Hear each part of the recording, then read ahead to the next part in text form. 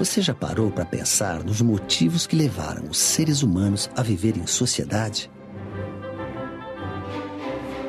Entre os séculos 17 e 18, na Europa, vários pensadores tentaram explicar esta questão.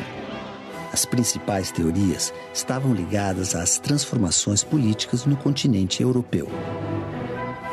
Na Inglaterra, em 1649, o exército liderado por Oliver Cromwell derrotou a monarquia e implantou o regime republicano.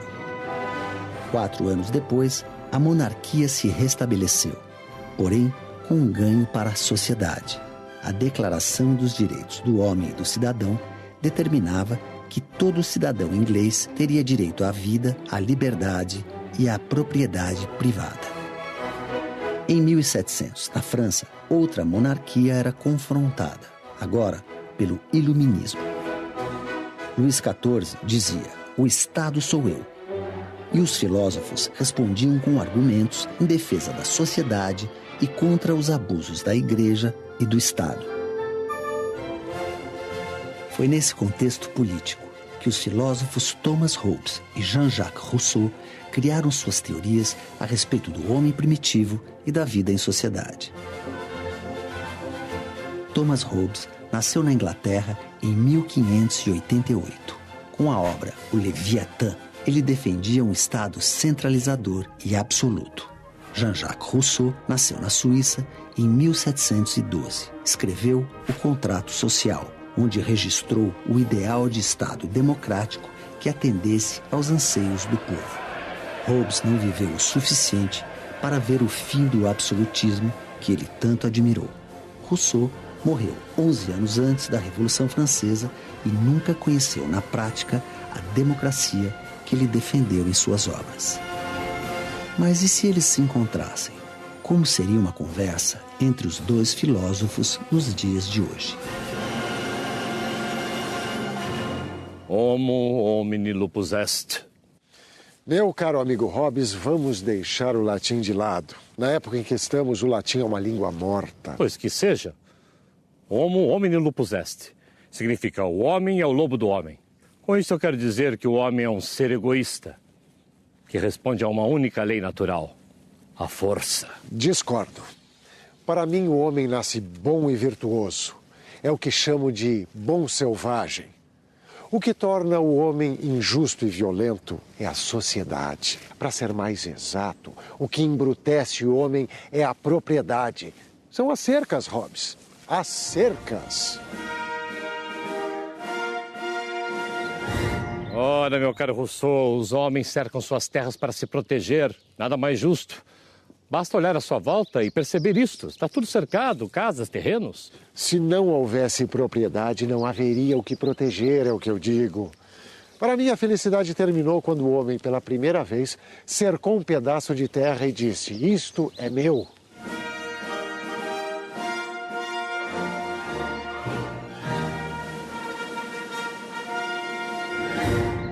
De fato, a propriedade privada não é um direito natural. Mas, por natureza, todo homem tem direito à vida e à liberdade. O que acontece é que alguns homens são mais fortes e outros mais fracos. Foi por causa dessa diferença que os homens fizeram um pacto. Por vontade própria, sabia? Sim, claro. Eu escrevi isso no meu livro O Contrato Social. Você leu, amigo Hobbes? Naturalmente. Li seu livro numa das minhas viagens pelo tempo. Já que quando você o escreveu em 1762, eu já estava morto há quase um século. Mas confesso que achei as suas teorias um tanto equivocadas. Talvez tenha sido influenciado por más companhias. Aqueles filósofos com quem você andava. Diderot, Voltaire. A ironia dos ingleses. Mas, meu caro amigo Hobbes, vejo que pelo menos em um ponto nós concordamos. Os homens passaram do estado natural para a vida em sociedade através de um pacto, um contrato. Nisso, estamos de acordo? Sim, claro. Mas não concordo com o amigo quanto aos motivos que levaram os homens a firmar este contrato. Sabia que você não ia concordar com isso. Claro que você sabia. Você leu meus livros. Para mim, no estado de natureza, antes do homem se organizar em sociedade, o que valia era a lei do mais forte. O mais forte se impõe sobre o fraco. E criamos o estado de medo. Era a guerra de todos contra todos para sobreviver.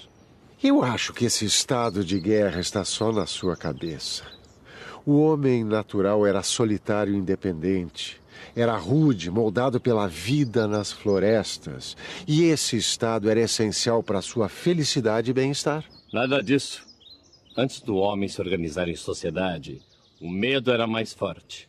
E digo mais, para superar esta condição, o homem tinha que abrir mão de sua liberdade individual em troca da paz e da segurança. Paz e segurança, meu amigo, que só poderiam ser garantidas por um governante soberano e absoluto. Ora, amigo Hobbes, que tal um gole deste bom vinho francês para aclarar as ideias, hein? Aceito. Não há como resistir à qualidade dos vinhedos da França.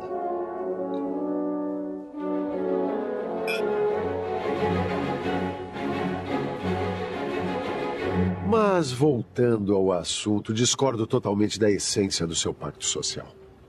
Para mim, o homem se organizou em sociedade movido pelo espírito de cooperação e não pelo medo. Foi uma união de esforços em busca do bem comum e não um cessar-fogo. Seu otimismo para com a espécie humana é admirável, meu amigo Rousseau. Mas um pouco ingênua, não posso deixar de notar. Que seja. Mas asseguro que o que estragou tudo foi a propriedade privada. Karl Marx, um filósofo alemão que veio ao mundo um século depois de mim, concordou comigo e fez sucesso. Foi a posse e não o medo que fez o homem virar o lobo do homem.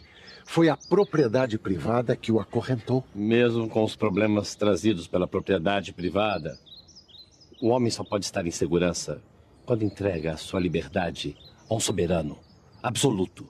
Se todos fizerem isso de comum acordo e por iniciativa própria, todos se tornarão súditos e serão protegidos por um poder maior.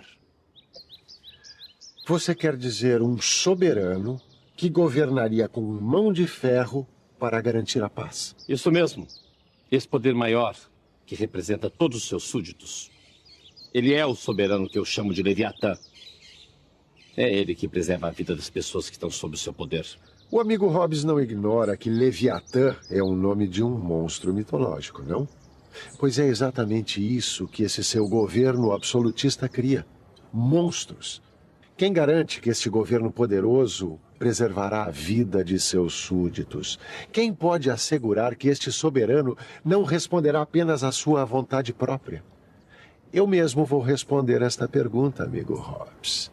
O que garante a justiça do governo são as leis. Mas quem disse que o governo absolutista não tem leis? Meu amigo Rousseau, sua argumentação me surpreende.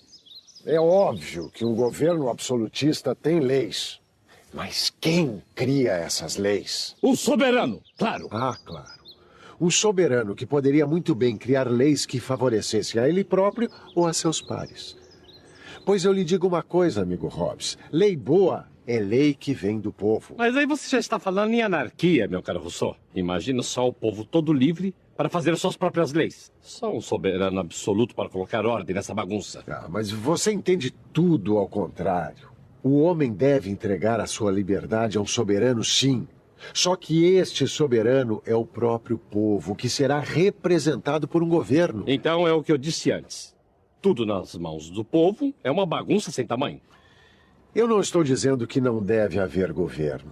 Eu estou dizendo que o governo deve agir segundo leis determinadas pelo povo.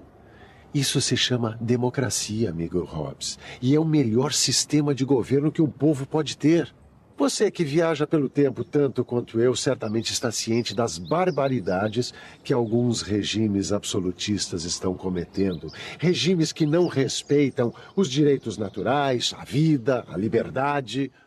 Sim, eu ouvi falar dos conflitos no Egito, na Tunísia. Mesmo com esses exemplos, eu continuo achando que o povo não pode formular suas próprias leis. Porque ele é formado por homens egoístas, violentos. Jamais entrarão em acordo. Apenas abrindo mão de sua liberdade em nome de um soberano, um bom soberano, é que a ordem e a vida serão mantidas. E também, pelas barbas de Leviatã, essa discussão está me deixando com a boca seca. Vai, um pouco mais de vinho. Um bom vinho francês. Sim, e boca seca também.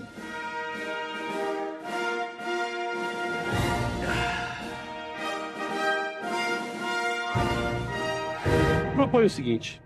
Que tal discutirmos os levantes populares que assolam esta época que estamos vivendo agora? Boa ideia, amigo Hobbes. É um tema dos mais relevantes. Nossas ideias atravessaram séculos, meu caro.